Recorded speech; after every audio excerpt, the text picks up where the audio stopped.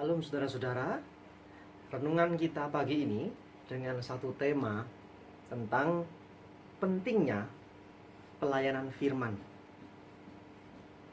Akhir-akhir ini banyak kita lihat di media sosial berkaitan dengan ragam firman Tuhan atau pengajaran yang membuat resah jemaat Tuhan.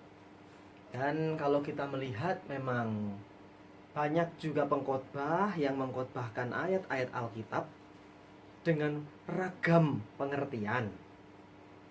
Sehingga tidak heran bahwa banyak jemaat yang bertanya, gitu ya saudara-saudara.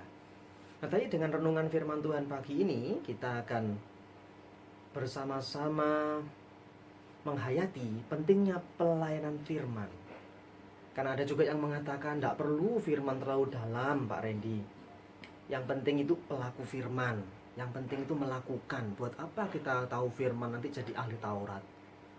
Tapi kalau kita kembali kepada ajaran gereja yang mula-mula atau dalam kitab sucinya, diterangkan bahwa hal itu satu paket. Jadi kalau mau bicara kesalehan hidup atau pelaku firman, tentunya dimulai dari pengajaran dan ibadah. Tidak hanya bisa yang penting itu pelaku firman, Pak. Oh, tidak bisa begitu.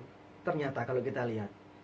Karena pelaku firman itu bersumber dari ibadah yang lurus dan pengajaran firman yang lurus. Jadi tidak bisa dipisah-pisah. Jadi kalau hidupnya saleh, tetapi pengajarannya salah, ibadahnya salah, ya nggak bisa. Nah, kalau kita belajar sejarah gereja, Bapak Ibu Saudara-saudara, kita menemukan bahwa bidat-bidat atau pengajar sesat itu juga salah hidupnya. Bahkan mungkin kita pun kalah saleh. Agama di luar Kristen pun juga saleh-saleh.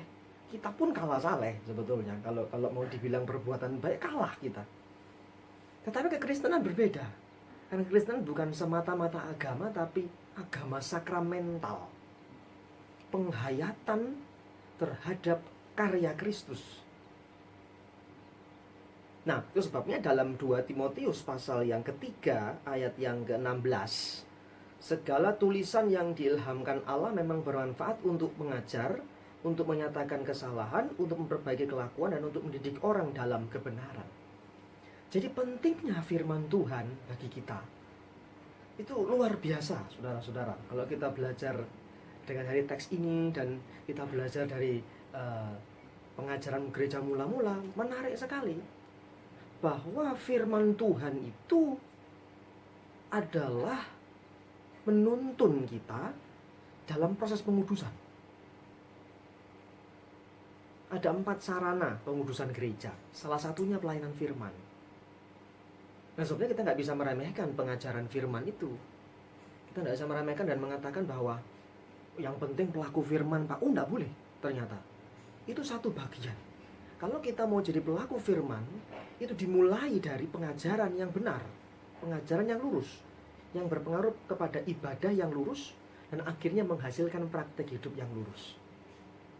Dan itu dalam proses keselamatan luar biasa sekali sarana ini. Tentu menyempurnakan pengudusan kita sampai dia menjemput kita kembali. Nah, dari teks ini tadi kita baca bahwa pelayanan firman itu menuntun, mendidik, membimbing, dan memimpin para anggota gereja untuk hidup dalam iman dan ketaatan kepada Allah, terutama dalam pertobatan dan hidup kudus.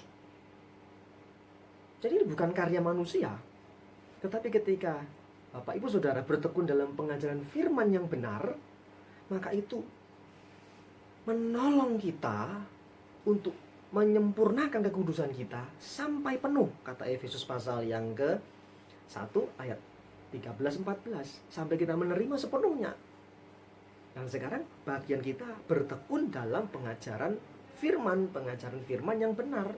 Sekarang banyak pengkhotbah yang mungkin bagus, menarik, lucu, tapi yang penting apakah pengkhotbah itu mengajarkan yang benar? Karena yang benar itu memerdekakan kita, bukan sekedar lucu. Itu sebabnya perenungan kita pada pagi hari ini, bahwa pelayanan firman, bertekun dalam pengajaran firman, bertekun dalam pengajaran Rasul itu memerdekakan hidup kita di tengah kondisi pandemik seperti ini. Sampai berjumpa pada kesempatan berikutnya. Tuhan Yesus memberkati. Shalom.